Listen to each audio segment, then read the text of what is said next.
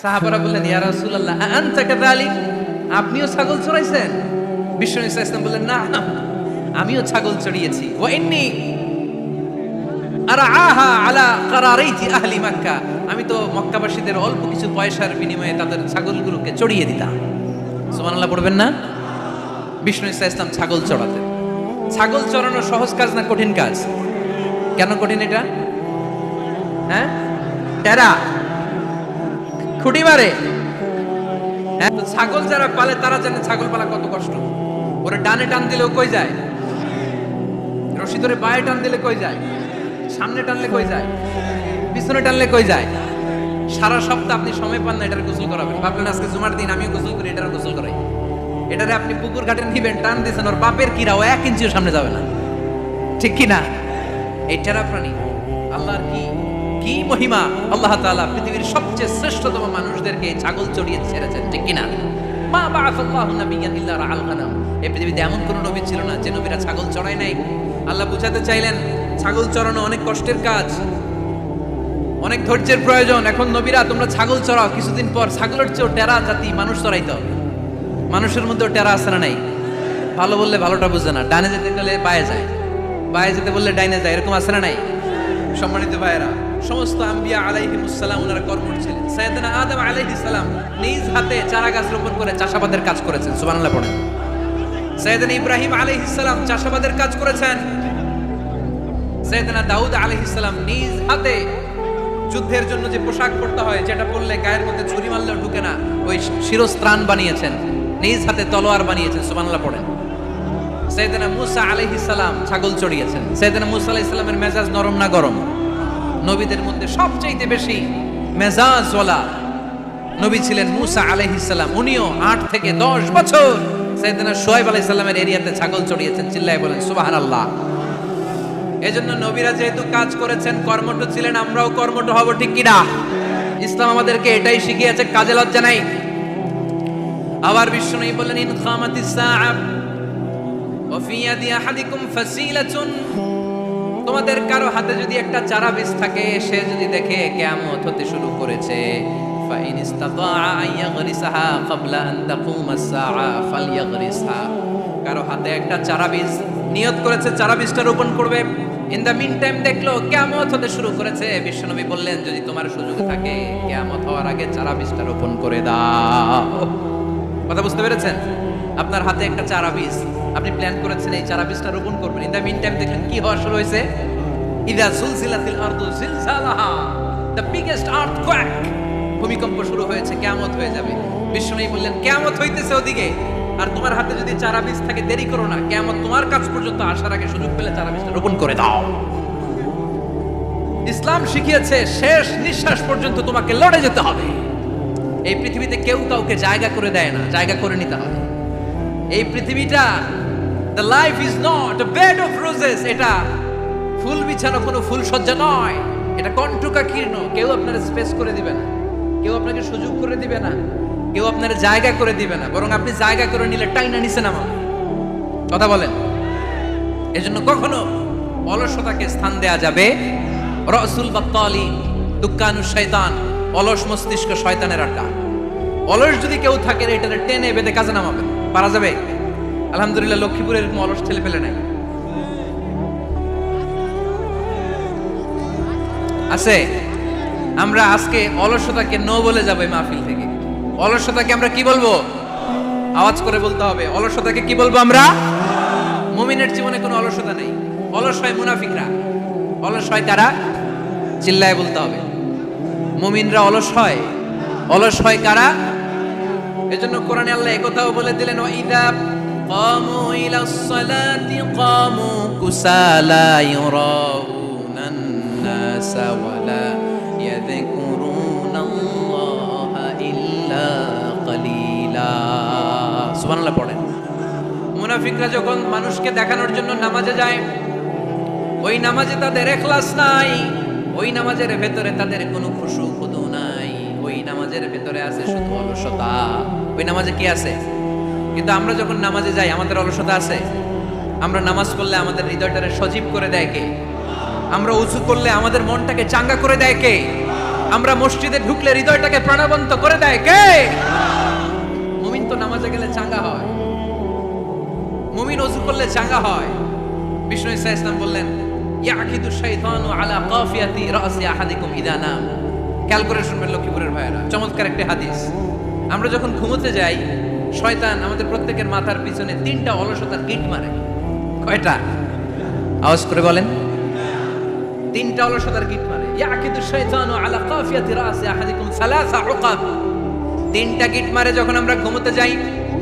অলসতার 3টা গিট মেরে আমাদের কানের সামনে এসে ফিসফিস করে মন্ত্র পড়তে থাকে, আলাইসা লাইলুন তাওয়িলুন ফারকুদ, আলাইসা লাইলুন তাওয়িলুন ফারকুদ। বিশাল লম্বা রাত, ঘুমাও।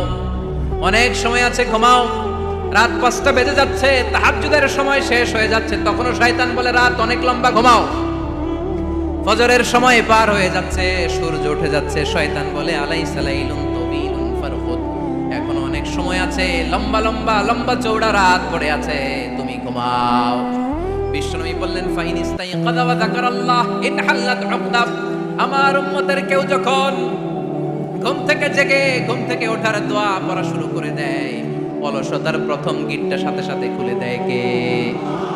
আপনি ঘুম থেকে উঠেই যখন ঘুম থেকে ওঠার দোয়া পড়বেন, আপনার অলসতার প্রথম গিট খুলে দেয় কে? ঘুম থেকে ওঠার দোয়াটা কি? আলহামদুলিল্লাহিল্লাযী আহিয়ানা বা'দামা আমাতানা ওয়া ইলাইহিন নুশুর। প্রশংসা সে আল্লাহ, যে আল্লাহ আমাদেরকে লম্বা একটা ঘুম শেষে, মৃত্যু শেষে আমাদেরকে ঘুম থেকে উঠালেন। এই দোয়াটা পড়ার সাথে সাথে শয়তান যে 3টা গিট মারছে, ওই 3টার একটা খুলে দেয় কে? Fine তাওয়াদ্দা in হাল্লাত উকদা। ঘুম থেকে জেগে ঘুমের দোয়া পড়ার পরে যখন কেউ ওযু করে ফেলে, অলসতার দ্বিতীয় গিটটাও খুলে দেয় কে? ওযু করার পরে ফাইন সাল্লাত ইন হাল্লাত উকদা, নামাজের মুসল্লায় দাঁড়িয়ে যখন নামাজ শুরু করে দেয়, অলসতার 3 নাম্বার গিটটাও খুলে দেয় কে? 3টা গিট যখন খুলে দেয়, বিষ্ণু ঈসা ইসলাম বললেন, ফাআসবাহা নাশীদাল কলব। নাশীদ, তখন মুমিন বান্দা সজীব হয়ে ওঠে, প্রাণবন্ত হয়ে ওঠে, উচ্ছ্বসিত হয়ে ওঠে। ওয়া ইল্লা খাবিসান নাফসি কাসলান। আর যদি ঘুমিয়ে থাকে, 3টা গিট তার মাথার পেছনে শয়তানের অলসতার লেগে থাকে, তাহলে তার দিনটা শুরু হয় অলসতা দিয়ে, আর সে হয় অলসতার রাজা। চিল্লায় এখন ঠিক কিনা? এজন্য আমরা কি অলস হতে চাই না কর্মঠ হতে চাই? কোন নবীরা কি অলস ছিলেন? পৃথিবীতে কোন নবী অলস ছিলেন? সব নবী কর্মঠ ছিলেন। বিষ্ণু ঈসা ইসলাম বললেন, মা বাআসাল্লাহু নাবিয়্যান ইল্লা রাআল গানাম। এই পৃথিবীতে এমন কোন নবী নাই যেই নবী বকরি চড়ায় নাই। কি চড়ায় নাই? বকরিরে আপনারা লক্ষ্মীপুরের ভাষায় কি বলেন? কি বলেন? ছাগল। তো পৃথিবীতে এমন কোন নবী নাই যেই নবী কি চড়ায় নাই? ছাগল চড়ায় নাই। সাহাবারাও কর্মঠ ছিলেন, বিশ্বনবীর সাহাবারাও ব্যবসা করতেন। সাইয়েদনা আবু বকরের বিশাল ব্যবসা প্রতিষ্ঠান ছিল। সুবহানাল্লাহ পড়েন। আপনারা হজ উমরা করেছেন কে কে দেখি? করছেন? মাশাআল্লাহ। যারা করে নাই, আল্লাহ তাদেরকে আল্লাহর ঘর জিয়ারতের তুমি নসিব করো। বিশ্বনবীর মাকবারার সামনে দাঁড়িয়ে আমরা যেন সালাম পেশ করতে পারি, তুমি নসিব করো। বাইতুল্লাহ শরীফে এবং মসজিদ নববীতে আমরা যেন সালাত আদায় করতে পারি, আল্লাহ তুমি নসিব করো। সাইয়েদনা আবু বকর রাদিয়াল্লাহু তাআলা আনহুর ব্যবসা প্রতিষ্ঠান ছিল মক্কার কাবা ঘরের পাশেই। ওনার ব্যবসা প্রতিষ্ঠানগুলো যেখানে ছিল ঠিক ওইখানেই সৌদি সরকার এখন শপিং মল বানিয়ে দিয়েছে, মাতজার আবু বকর। মক্কা শহরের যেখানে বহিরাগতরা এসে ওখানে ছাগল, ওখানে ঘোড়া, উট এগুলো রাখতো, আস্তাবল রাখতো, ঘোড়া আর উট যেখানে রাখা হতো, ঠিক ওই জায়গায় সৌদি সরকার ওটার পার্কিং লট বানায় দিয়েছে। মানে যেখানে আগে সাহাবাদের ব্যবসার জায়গা, ওইখানে বর্তমানে শপিং মল। যেখানে আগের সময়কাল সাহাবারা উট আর ঘোড়া রেখে বাঁধতো, ওইখানে এখন গাড়ি ঘোড়া রাখার ব্যবস্থা করা হয়েছে। সাইয়েদনা আবু বকর অনেক বড় ব্যবসায়ী ছিলেন। ওনার নিজ টাকা দিয়ে হাবাসা থেকে আসা সাইয়েদনা বেলালকে তিনি 20,000 স্বর্ণ মুদ্রা দিয়ে উমাইয়া ইবনে খালাফের কবল থেকে তিনি মুক্ত করেছেন। সাইয়েদনা উসমান যুন্নুরাইন বড় ব্যবসায়ী ছিলেন। নিজের টাকা দিয়ে মদিনার মুসলমানেরা পানি খেতে পারে না, বীরে রুমা নামে একটা কুয়া ছিল, এই কুয়ার মালিক ছিল ইহুদি। মুসলমানেরা পানি খেতে গেলে সে বকা দিত, পানি খেতে দিত না। বিশ্বনবী বললেন, আমার সাহাবীদের মধ্যে এমন কি কেউ নাই নিজের অর্থায়নে বীরে রুমা কিনে মুসলমানদেরকে দিয়ে দিবে? সাইয়েদনা উসমান যুন্নুরাইন বলল, ইয়া রাসূলুল্লাহ, আপনার খেদমতে আমি হাজির। মুহূর্তের মধ্যে সাইয়েদনা উসমান যুন্নুরাইন নিজের অর্থায়নে বীরে রুমাটা কিনে মুসলমানদের জন্য সদকা করে দিয়েছে। তো ব্যবসা না করলে, কর্মঠ না হলে, উপার্জন না হলে সদকা করা যাবে? চিল্লায় বলেন, করা যাবে? সুনানে তিরমিজির বর্ণনা, বিষ্ণু ঈসা ইসলাম মক্কা থেকে যত সাহাবারা হিজরত করে মদিনায় এসেছে, মদিনাতে কোনো না কোনো সাহাবার সাথে বিশ্বনবী ভ্রাতৃত্বের বন্ধনে আবদ্ধ করে দিয়েছে। সুবহানাল্লাহ পড়েন। এজন্য মক্কা থেকে যারা এসেছে এদেরকে বলে মুহাজির, এদেরকে কি বলে? আর মদিনায় যারা ছিল এদেরকে বলে আনসার, এদেরকে কি বলে? আওয়াজ করে উত্তর দিবেন। মক্কা থেকে যারা এসেছে তাদের নাম, আর যারা মদিনার সাহাবী তাদের নাম আনসার। আজকে এই মাহফিলে লক্ষ্মীপুর মক্কা থেকে হিজরত করে যে সমস্ত সাহাবারা এসেছিল তারা ছিল মদিনার মেহমান। বিশ্বনবী এক এক মক্কার সাহাবীকে মদিনার এক এক সাহাবীর সাথে ভ্রাতৃত্বের বন্ধনে আবদ্ধ করে দিলেন। আব্দুর রহমান ইবনে আউফ রাদিয়াল্লাহু তাআলা আনহু, ওনার সাথে ভ্রাতৃত্বের বন্ধনে যে সাহাবীকে বিশ্বনবী আবদ্ধ করে দিলেন ওনার নাম হচ্ছে সাআদ ইবনে রাবিয়া। কি নাম? মদিনার অনেক বড় ব্যবসায়ী। বিশ্বনবী বললেন, ও আব্দুর রহমান ইবনে আউফ,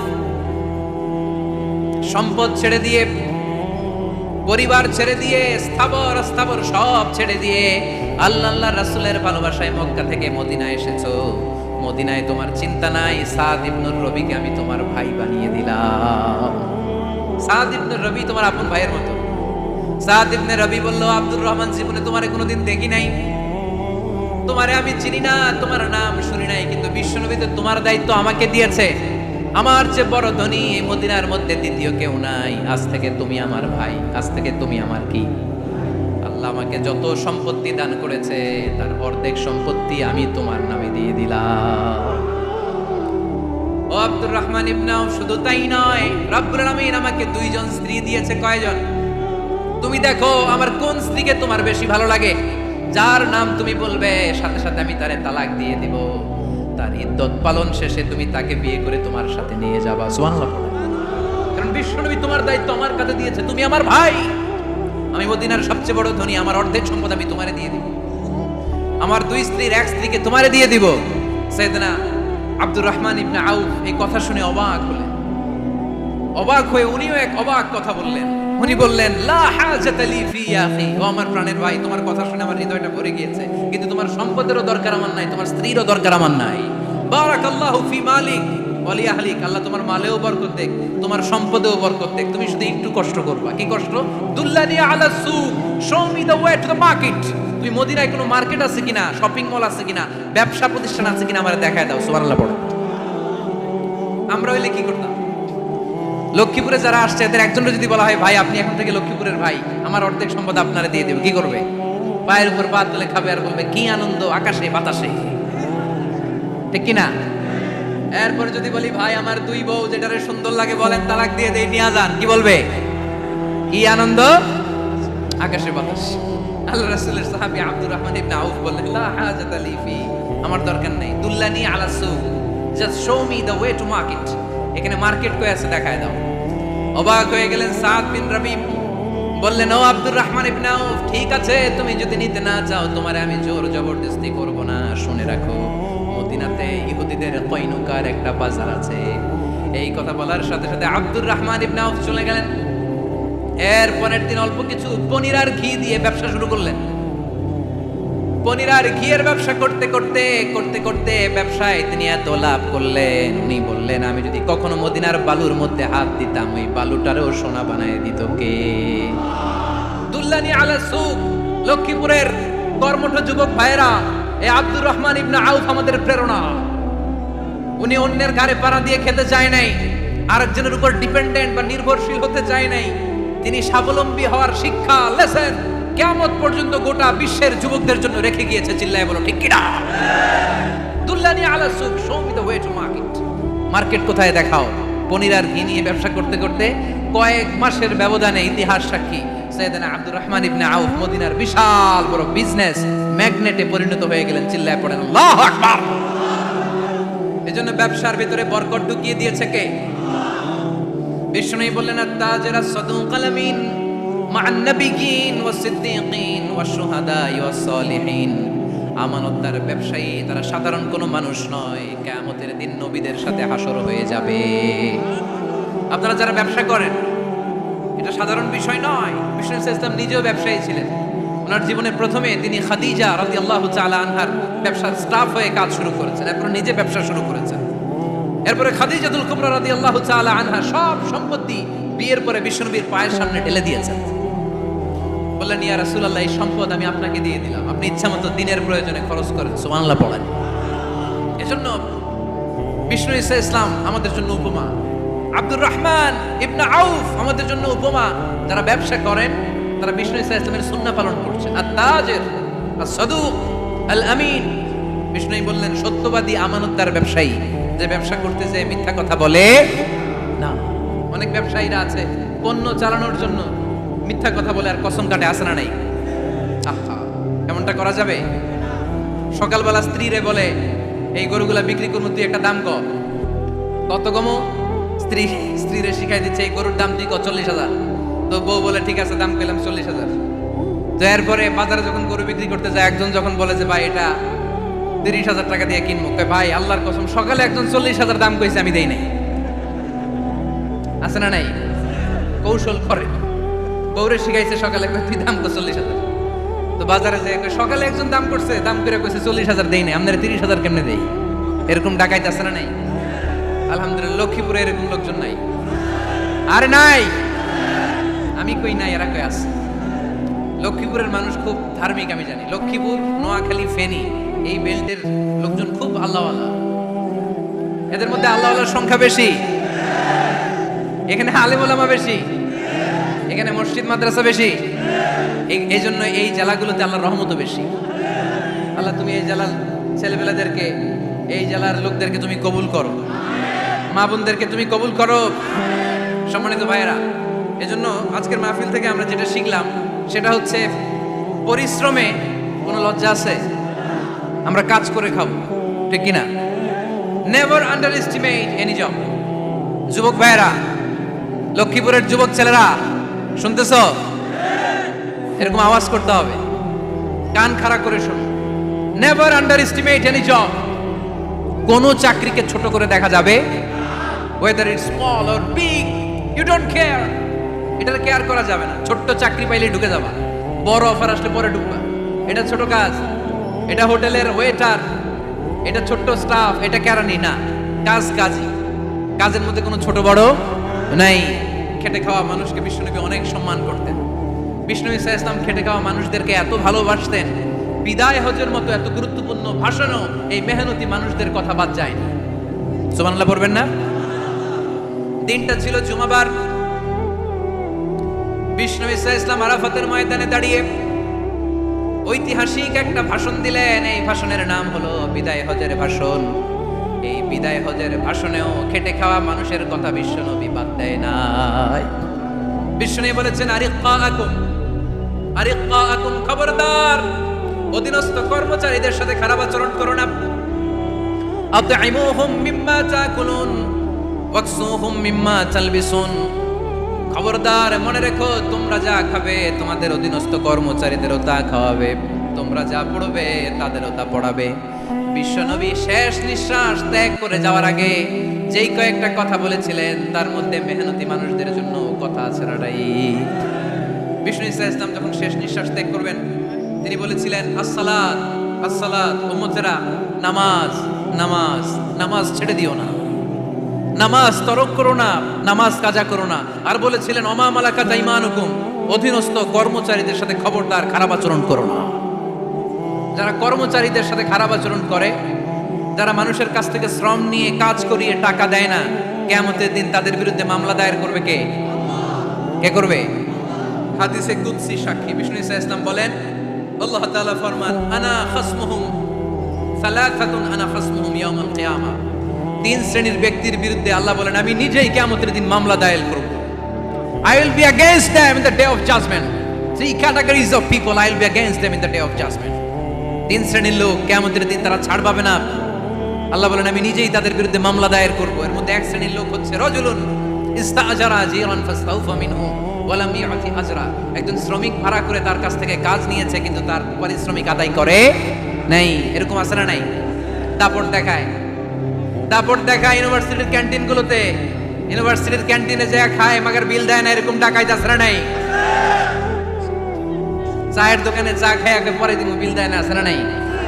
দোকানে যে পণ্য কিনে বিল দেয় না, পরে দিন আছে না নাই?